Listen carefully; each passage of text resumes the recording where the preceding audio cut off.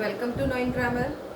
जैसे कि हमारा लास्ट टॉपिक था प्रेजेंट टेंस का, सिंपल प्रेजेंट टेंस यानी कि प्रेजेंट इंडेफिनिट टेंस। उसके लिए लेकिन पहले मैं आप लोगों को बहुत बहुत थैंक यू बोलना चाहूँगी कि जो स्टूडेंट्स समझ रहे हैं उन चीज़ों को, जो उस टॉपिक पे सीरियसली वर्क कर रहे हैं, उनको यदि कोई दिक्कत आ रही है तो वो पूछ भी रहे हैं और सॉल्यूशन हो भी रहा है। तो यही मैं सबसे बोलूँगी कि जिसको भी प्रॉब्लम आ रही है, आप लोग टेंस 1 बाय 1 करते रहिए। जिसको भी प्रॉब्लम आ रही है प्लीज़ आप लोग पूछिए, फ़ोन करके पूछिए, मैसेज करके पूछिए, जैसे भी आप कांटेक्ट कर सकते हैं करके पूछिए, ओके। और उसके अलावा देखिए प्रैक्टिस सबसे ज़्यादा ज़रूरी होती है। आपके पास कोई भी ग्रामर की बुक है उसमें से आप टेंसेस निकाल लीजिए, सेंटेंसेस निकाल लीजिए, प्रैक्टिस करिए और कहीं दिक्कत आती है तो आप प्लीज़ पूछते रहिए और साथ साथ चलते रहिए। आज हमारा टेंस रहेगा present continuous tense. Present continuous, इससे पहला जो हमारा था वो सिंपल प्रेजेंट यानी कि प्रेजेंट इंडेफिनिट टेंस था। सेकंड होता है हमारा present continuous tense. Continue means जारी रहना, चलते रहना। कंटिन्यू होता है जो काम अभी कंटिन्यू है यानी कि निरंतर चल रहा है, वो होता है हमारा कंटिन्यू। इसलिए प्रेजेंट कॉन्टिन्यूअस टेंस की पहचान ये हो रही है कि इसमें जो भी कार्य है, कर्ता जिस कार्य को भी कर रहा है, कार्य वह अभी तक चल रहा है, कार्य चल रहा है यानी कि अभी खत्म नहीं हुआ है, कार्य चल रहा है। यही इस टेंस की पहचान होती है कि कार्य अभी भी चल रहा है, वर्तमान में काम चल रहा है। जैसे सीता खेल रही है, खेल रही है। रवि पतंग उड़ा रहा है। सविता किताब पढ़ रही है। पहचान इसकी यही होती है, काम अभी चल रहा है यानी कि खेल रही है, अभी तक सीता खेल रही है। रवि पतंग उड़ा रहा है, सविता किताब पढ़ रही है, यानी कि अभी काम खत्म नहीं हुआ है। सिंपल प्रेजेंट में हमने देखा था कि उसमें आदत वाले वाक्य आते थे यानी कि जो हैबिचुअल होते हैं वो आते थे, जो कि रोज रोज होते हैं। लेकिन प्रेजेंट कॉन्टिन्यूअस में वो सेंटेंसेस आते हैं जिनमें कार्य अभी चल रहा है यानी कि कार्य कंटिन्यू है, फिनिश नहीं हुआ है। अब इसके ये तो हो गई इसकी पहचान कि हम पहचान कैसे करेंगे। हिंदी में यदि सेंटेंस हमारे सामने है तो हम पहचान कैसे करेंगे कि ये कौन सा टेंस का है। ओके, रहा है, रही है, रहे हैं, जहां वाक्य में आ जाता है पहचान इसकी होती है वाक्य के अंत में रहा है, रही है, रहे हैं, रहा हूं,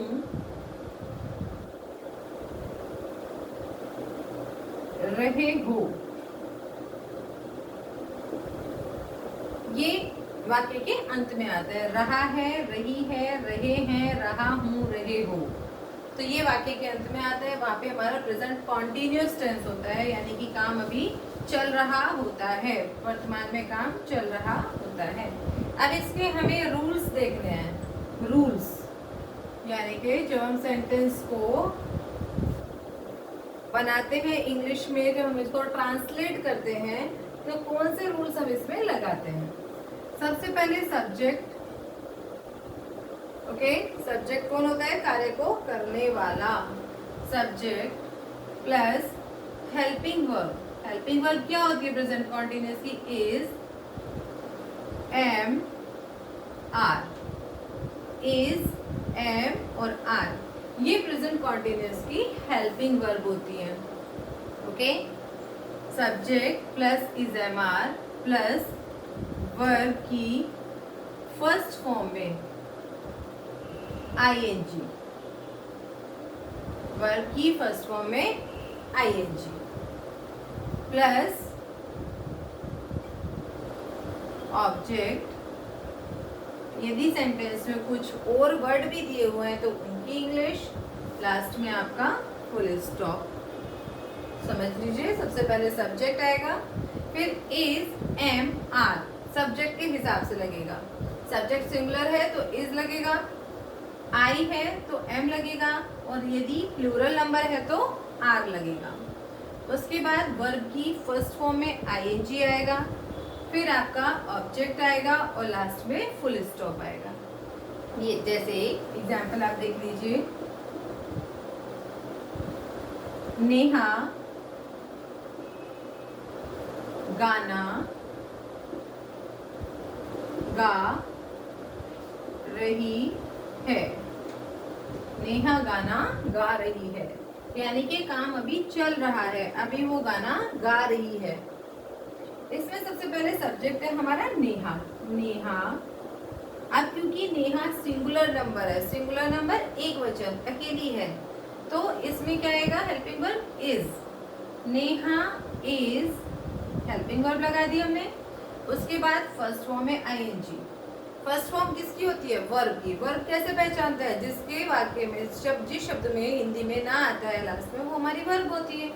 नेहा गाना गा रही है, यानी कि गाना, ये तो गाना गीत हो गया और सॉन्ग, और ये हो गया गाना, गाना सिंग। नेहा इज सिंगिंग, सिंग हमारा गाना होता है यानी कि वर्ब है, इसमें हमें लगाना है आईएनजी, सिंगिंग। क्या सिंगिंग कर रही है, a song. Neha is singing a song, full stop. Next, मैं बॉल से खेल रहा हूँ, खेल रहा हूँ। मैं बॉल से खेल रहा हूँ। अब इसमें सब्जेक्ट कौन खेल रहा है, मैं खेल रहा हूँ। आई हूँ के लिए एम आएगा, आई एम। अब क्या है, खेलना, वर्ब। वर्ब क्या है हमारी, खेलना। आई एम प्लेइंग, प्ले की फर्स्ट फॉर्म और उसमें आईएनजी, आईएनजी लगाना होता है इसमें। I am playing with the ball, with the ball. मैं बॉल से खेल रहा हूँ। इसके अलावा जब हमारे नेगेटिव सेंटेंस होते हैं, नेगेटिव मीन्स जब इसमें नहीं वाले वाक्य आ जाते हैं, तो इसमें इज एमआर के बाद नॉट आ जाता है। जैसे नेहा गाना नहीं गा रही है, अब इसमें नहीं आ गया, नहीं गा रही है। अब ये नहीं वाले जो वाक्य होते हैं, इनको बोलते हैं नेगेटिव सेंटेंसेस। मैंने पहले भी आपको समझाया है और अब फिर से बता रही हूँ, नहीं वाले होते हैं हमारे नेगेटिव। नेहा गाना नहीं गा रही है, रूल्स इसमें एज इट इज रहेंगे, सिर्फ यहाँ पे इज हमारे यानी कि हेल्पिंग वर्ब के बाद इसमें नॉट आ जाएगा। जैसे Neha is not singing song. ठीक है, रवि पतंग नहीं उड़ा रहा है, Ravi is not flying a kite, a kite. Okay, बस नेगेटिव में नॉट लग जाता है। अब आ जाता है इसका इंट्रोगेटिव पार्ट, क्योंकि प्रश्नवाचक भी वाक्य सभी में होते हैं। एजरेटिव, नेगेटिव, इंट्रोगेटिव। अब हमारा आएगा प्रश्नवाचक यानी कि इंट्रोगेटिव। इसके रूल्स में क्या होता है कि इंट्रोगेटिव हमारे दो तरह के होते हैं, मैं आपको बार बार बताती हूँ, सिंगल और डबल, सिंगल और डबल। इंट्रोगेटिव प्रश्नवाचक, जिसमें प्रश्न पूछा जाता है वो प्रश्नवाचक होते हैं। प्रश्न दो तरीके से पूछा जाता है, एक वो वाक्य होता है जिसमें प्रश्नवाचक शब्द वाक्य के बिल्कुल स्टार्टिंग में आ जाता है, उसको बोलते हैं सिंगल इंट्रोगेटिव। एक वो प्रश्नवाचक वाक्य होता है जिसमें प्रश्नवाचक शब्द बीच में आता है, उसे बोलते हैं डबल इंट्रोगेटिव। दोनों के रूल्स अलग अलग होते हैं। सिंगल इंट्रोगेटिव में क्या होता है, जो हमारा सिंगल इंट्रोगेटिव है सबसे पहले हम उसी के रूल्स देखते हैं सिंगल के। इसमें इज एम आर, जैसे सेंटेंस हमारा होता है क्या नेहा गाना गा रही है,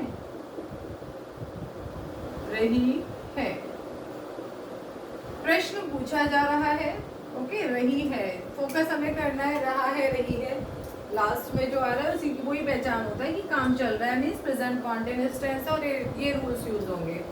इस जब प्रश्नवाचक शब्द वाक्य के बिल्कुल स्टार्टिंग में आ जाता है, सेंटेंस के बिल्कुल स्टार्टिंग में आ जाता है, तो उसको बोलते हैं सिंगल इंट्रोगेटिव। इसके रूल्स क्या होते हैं, सबसे पहले जो हेल्पिंग वर्ब होती है ये आ जाता है, इज, एम या आर। अभी मैंने आपको इनका तीनों का ही यूज बताया था कि इज एम आर किस तरीके से यूज होते हैं।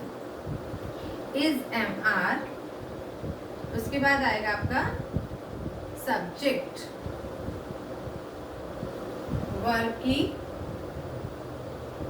First form ING, okay, plus object और आपका क्वेश्चन मार्क, ओके। जैसे क्या नेहा गाना गा रही है, इज, क्योंकि नेहा सिंगुलर नंबर है तो क्या आएगा इज। ये सेंटेंस हमारा इज से स्टार्ट होगा। सिंगल इंट्रोगेटिव हेल्पिंग वर्ब से ही स्टार्ट होते हैं। Is Neha singing uh song, question mark, okay.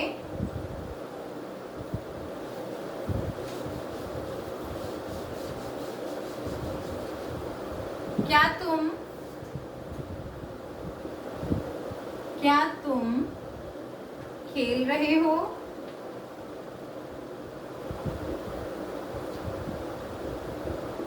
क्या तुम खेल रहे हो, प्रश्न हमने पूछा, लास्ट में आया रहे हो, प्रश्नवाचक शब्द हमारे बिल्कुल वाक्य के आरंभ में आ गए, स्टार्टिंग में आ गए, तो ये सिंगल इंट्रोगेटिव है। रूल्स वो यूज होंगे। सबसे पहले हेल्पिंग वर्ब आ जाएगी, तुम खेल रहे हो, बहुवचन है यानी कि प्लूरल नंबर है, तो कौन सी हेल्पिंग वर्ब आएगी, आर।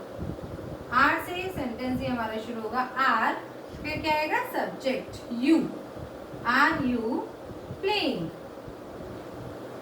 प्ले में आईएनजी लगाया, क्या बन गया playing, question mark, are you playing. और यदि होता है क्या तुम बॉल से खेल रहे हो, are you playing with the ball, question mark, okay.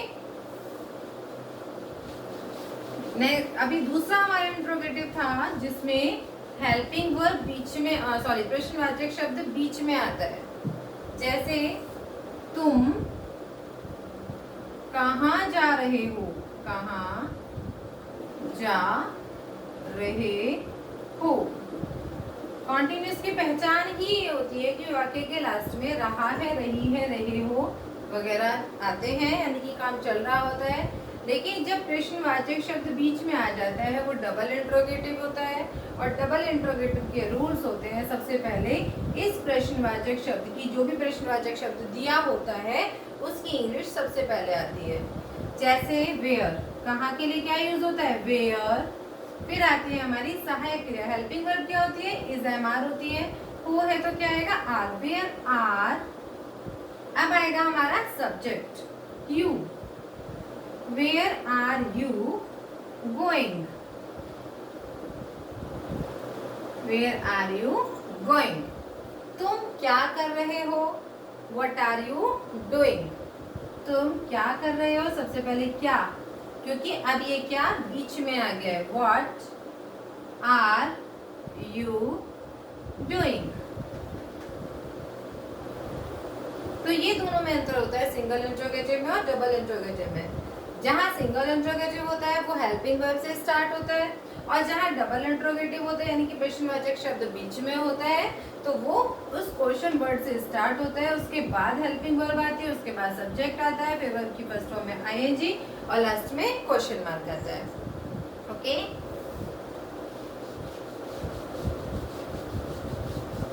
तो अब हम इसको इन शॉर्ट समझ लेते हैं कि जहाँ पे एजरेटिव सेंटेंस होते हैं प्रेजेंट कॉन्टिन्यूअस के, वहाँ रूल होता है subject plus is am are plus verb की फर्स्ट फॉर्म में आईएनजी प्लस ऑब्जेक्ट, यदि आगे कोई और इसे वर्ड दिया हुआ है इसकी इंग्लिश, और साथ में फुल स्टॉप। ओके, यदि नेगेटिव सेंटेंस हमें दिया हुआ है, नेगेटिव यानी कि नोट वाला, तो उसमें subject plus is am are, ये जो स्लैश बैक दिया होता है इसका मतलब होता है कि इन तीनों में से कोई एक सब्जेक्ट के अकॉर्डिंग, तीनों यूज नहीं होते एक साथ, तीनों में से कोई एक जो आता है वो सब्जेक्ट के अकॉर्डिंग आता है, यानी कि सब्जेक्ट हमारा सिंगुलर है, प्लूरल है या आई है, उसके अकॉर्डिंग।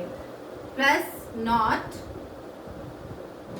प्लस फर्स्ट फॉर्म में आईएनजी प्लस ऑब्जेक्ट और लास्ट में हमारा फुल स्टॉप, कोई वर्ड है तो उसकी इंग्लिश पे आएंगे। ये तो क्या नेगेटिव। फिर आते हैं हमारे इंट्रोगेटिव। इंट्रोगेटिव में पहले सिंगल इंट्रोगेटिव का रूल हम समझेंगे। सिंगल इंट्रोगेटिव कौन से होते हैं? जिसमें प्रश्नवाचक शब्द पहले आता है, यानी कि इज, एम, आर, इन तीनों में से कोई एक जो भी सब्जेक्ट के according, plus subject plus verb की फर्स्ट फॉर्म में आईएनजी और लास्ट में क्वेश्चन मार्क, ऑब्जेक्ट है, फिर उसके बाद लास्ट में क्वेश्चन मार्क। डबल इंट्रोगेटिव में यानी कि जिसमें प्रश्नवाचक शब्द बीच में होते हैं, उसमें सबसे पहले WH वाले वर्ड्स, WH